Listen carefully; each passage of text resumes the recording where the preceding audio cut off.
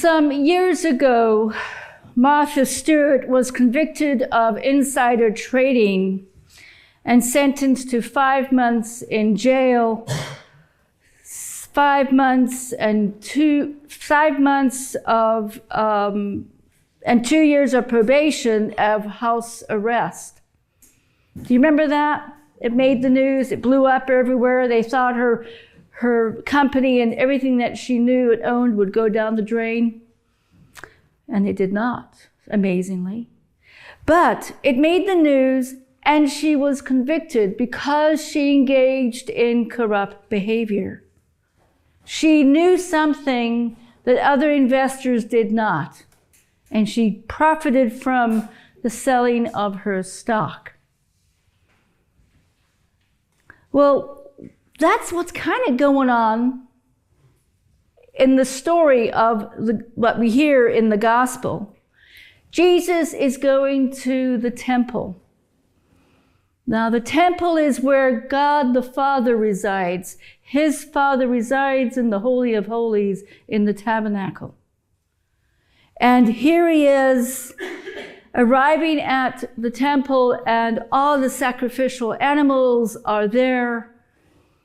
And it feels like a festival, if you might, going down to a festival that you might see around here in the summer, and it's packed people to people. You can barely move. Money is being exchanged, and it's a circus.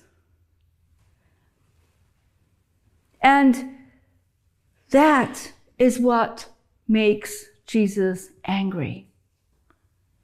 On the surface, it's a circus. But more so, it's because the Jews are not obeying the covenants, the 10 Commandments, idolatry. Now, how would we say sacrificial animals in exchange of money could be idolatry? Well, we look at the money that exchanged. The coin of the day was the Roman coin with Caesar's emblem, his face, likeness on the coin. Well, to be able to purchase, if you weren't able to bring your animal with you, you had to exchange your Roman coin for a shekel so that there would not be any impurities involved in the exchange of the money, but also in the exchange of the animal being able to be sacrificed. It all related to making sure what was sacrificed and the business of the temple was done so that all was pure. Now, think of it this way. You go overseas and you have to exchange your American dollar for the pound. You're in London. Well, the high priest would pocket some of those taxes. And that was the idolatry. Based on the fact that there was an exchange of the Roman coin for the shekel. And there was exploitation of the poor citizen. Now, Jesus knew his acts would gain the attention of the religious authorities, and he would be in direct conflict with them. And in the other Gospels, this story is placed right before Passion Week. In the Gospel of John, it's early on in his ministry, chapter 2. Jesus had no fear. He was from day one obedient to his Father. So nothing stopped him from reacting the way he did.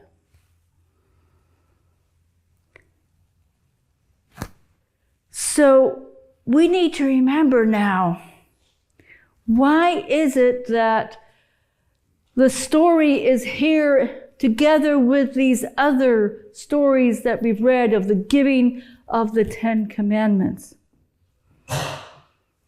Well, what we know is rules make life easier. The expectations are clear, and there's even freedom that comes from living in a community with rules. Think of St. Benedict and the Benedictine rule. St. Benedict created the rule of life so that his community could live together in an orderly fashion. Rules shape people. And so the 10 Commandments are given to the people of Israel to shape them, to be able to have them live in community with one another.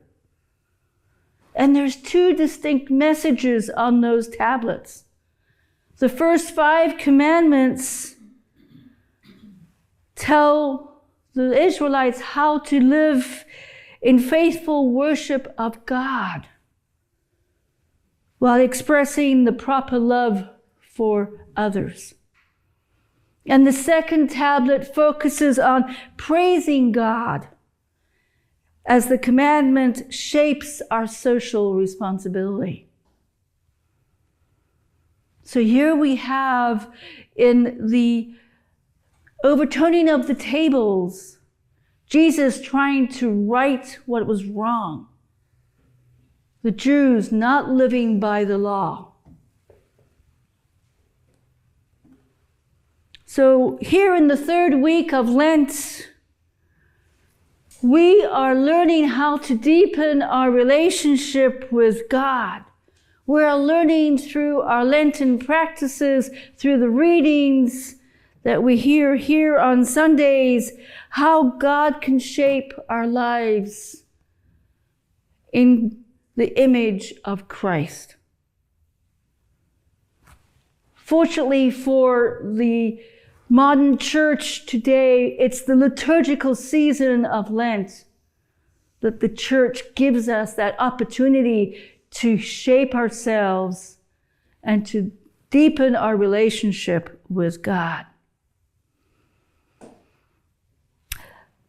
But Lent also forewarns us of what's to come.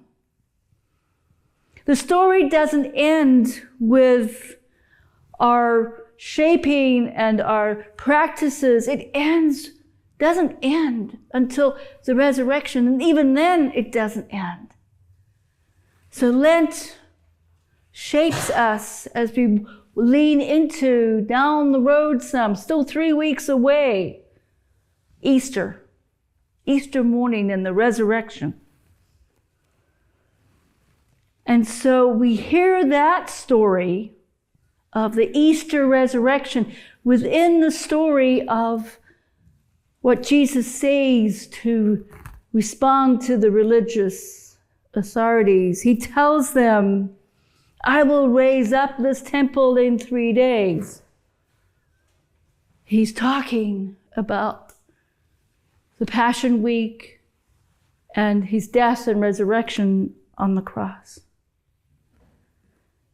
But what we also know from this gospel is when Jesus speaks,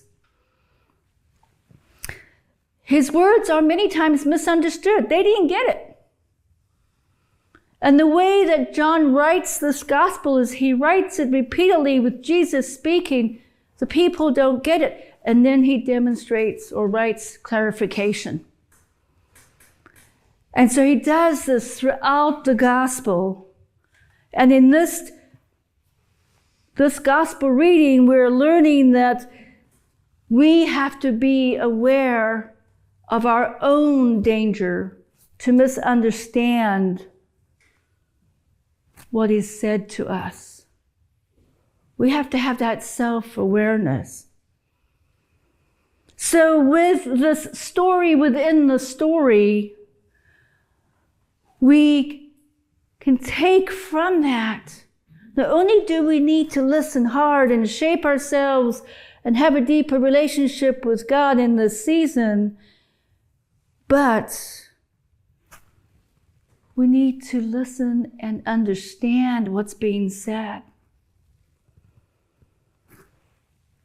We have time to dig deep in the next 3 weeks We have time to really understand how our relationship with God can grow. We have time to let God shape us. And because we follow the law, we can live in kindness and humbly walk before the Lord. Amen.